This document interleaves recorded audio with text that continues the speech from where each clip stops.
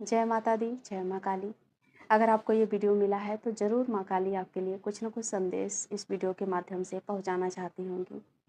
देखिए, कई बार ऐसा होता है, मेरे साथ ऐसा अक्सर होता है। अगर मुझे कुछ मन में दुविधा है, कुछ प्रश्न हैं, तो मैं माँ से प्रार्थना करती हूँ विशेषतः। उनसे कुछ मन ही मन जो प्रार्थनाएँ होती हैं, जो इच्छाएँ होती हैं, मैं उनके सामने रखती हूँ और मुझे वीडियो के रूप में कोई न कोई ऐसा वीडियो मेरे सामने आ जाएगा, कोई न कोई ऐसा शब्द मेरे सामने आ जाएगा, जिससे कि मेरी जो प्रॉब्लम है, जो मेरी समस्याएँ हैं, वो हल हो जाती हैं और उनका उत्तर मिल जाता है। ख़ास तौर से वो वीडियो जिसमें ईश्वर की बातें करी जाती हैं, भगवान की बातें करी जाती हैं, तो वो वीडियो ऐसे ही नहीं आता है। उसमें ज़रूर ईश्वर का कुछ न कुछ संदेश रहता है ना, तभी आता है। तो आप इस वीडियो का आभार प्रकट करना चाहिए अपने ईश्वर से। और जय माता दी लिखने में कुछ नहीं जाएगा, 1 सेकंड का समय लगता है ना? चलिए, आज के वीडियो में हम सिद्ध कुंजिका स्तोत्र का पाठ कैसे करना है, उसकी विधि विधान और कुछ अनुष्ठान जो मैं करती हूँ, वही सब मैं आपके सामने शेयर कर रही हूँ। तो वीडियो को ध्यान से समझिएगा, सुनिएगा। अगर हो सके तो कॉपी पेन लेकर बैठिए, कुछ चीज़ें जो मैं बताऊँगी वो नोट करते जाइएगा। देखिए, दुर्गा सप्तशती का पाठ करना आसान नहीं होता है। उसमें इतने सारे श्लोक होते हैं, इतने सारे मंत्र होते हैं और जब तक हर एक श्लोक का, हर एक मंत्र का सही उच्चारण ना किया जाए, सही अर्थ के साथ, उसका कोई फ़ायदा नहीं होता है। और आजकल की इतनी व्यस्तता, इतना समय की कमी, तो हर इंसान के लिए ये करना नामुमकिन है।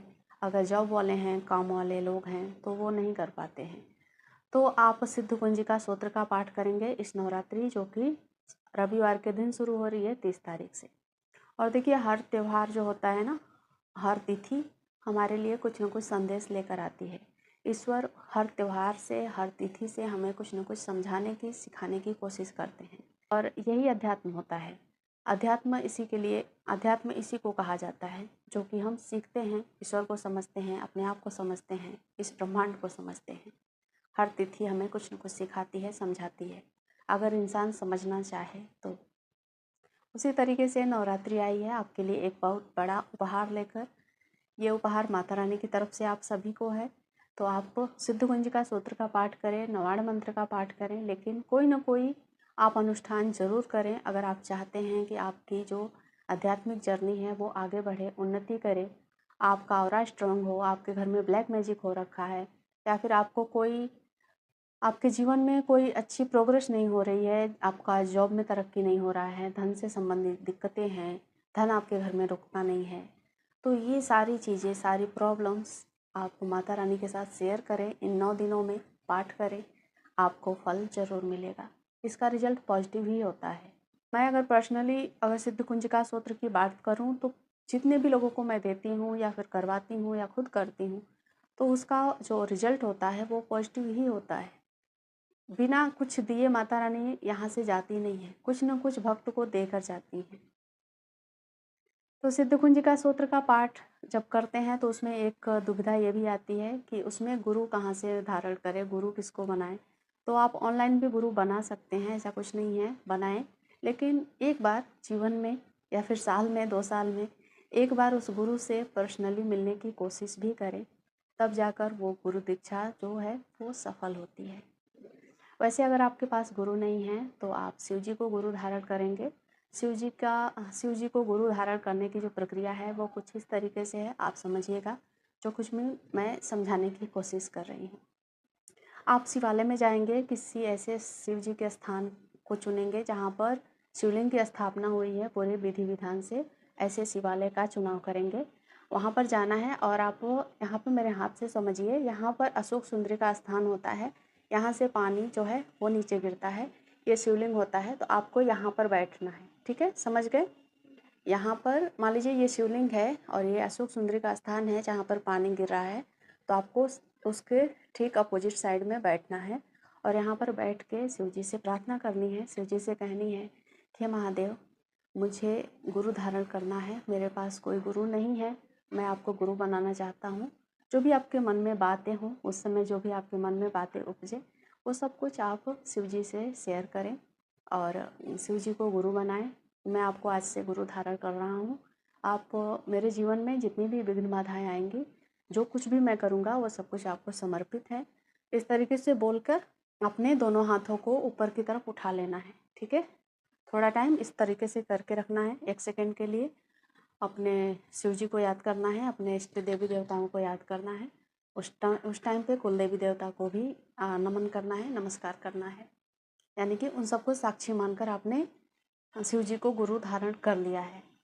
ये आपको करना है नवरात्रि से 1 दिन पहले, या फिर आज भी कर सकते हैं। अगर आपको आज समय मिलता है तो आज भी जाएं और शिवलिंग पर जाकर शिवालय में जाकर शिव जी को गुरु धारण कर लें। चलिए अब सिद्ध कुंजिका स्तोत्र का पाठ कैसे करना है, नवाड़ मंत्र का अनुष्ठान के लिए क्या क्या सामग्री लगेगी, कैसे करना है, वो भी समझते हैं। तो सिद्ध कुंजिका स्तोत्र का पाठ करने के लिए आपको माँ की किसी भी स्वरूप की जो इमेज है वो रख लेनी है, तस्वीर रख लेनी है, मूर्ति रख लेनी है। माँ के सामने घी का दीपक जलाना है। भैरव बाबा के नाम का एक सरसों के तेल का दिया जलाना है। 2 दिया जलेगा। माँ के लिए फूल फल जो कुछ भी आप भोग बनाएंगे वो भोग, और माँ के सामने संकल्प लेंगे।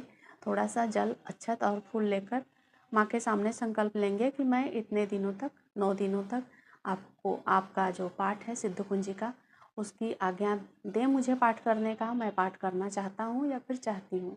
इस तरह से आज्ञा लेंगे, संकल्प लेंगे। कितना आपको करना है, 11 करना है, किस करना है, ये भी आप मन में संकल्प ले लेंगे। अब वहाँ पर माँ के सामने आपको ये सब कुछ जो हाथ में लिए हैं फूल अक्षत, ये सब कुछ माँ के सामने समर्पित कर देना है।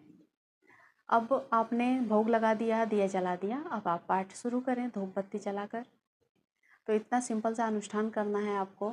अब लगातार सुबह शाम, यानी कि आप सुबह भी कर सकते हैं इस पाठ को। ज़्यादातर इसका पाठ जो है वो रात के समय किया जाता है। तो रात के समय निकाल कर शुद्ध कुंजिका का पाठ करें, और इसी तरह से नवाड़ मंत्र का भी पाठ किया जाता है।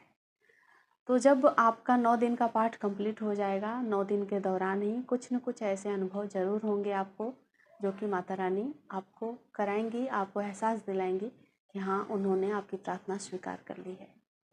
लेकिन अगर आप इस दौरान अशुद्धता का ध्यान नहीं रखते हैं, ब्रह्मचर्य का ध्यान नहीं रखते हैं, या फिर कुछ ऐसी चीज़ें आपके साथ हो जाती हैं, जैसे घर के लोग मनमानी आचरण करते हैं, मांस मदिरा का सेवन कर ले बाहर ही सही, तब ये सब चीज़ें अनुभव में नहीं आती हैं, माता रानी आपको अनुभव नहीं कराएंगी। तो ये सब मिलजुल कर करना होता है। परिवार के मेंबर भी खास तौर से 9 दिन तो कम से कम अपना माँ को समर्पित करें अपना जीवन, है ना।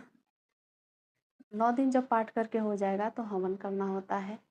आप हवन की तिथि देख लीजिएगा। जिस दिन आपको पंडित जी बोलें, पुरोहित जो आपके होते हैं वो बोलें कि हाँ इस दिन हवन करना है, उस दिन हवन करें। लौंग का हवन कर सकते हैं, या फिर पंडित जी से जो डिटेल में हवन की सामग्री होती है वो मंगा कर और पंडित जी के द्वारा ही हवन करा सकते हैं।